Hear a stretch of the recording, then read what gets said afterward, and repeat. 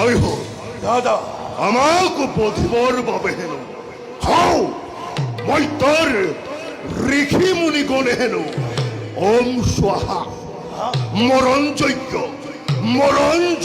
হেন কৰি চাইজন গতিকে সিহঁতক ক্ষমা কৰিব নোৱাৰি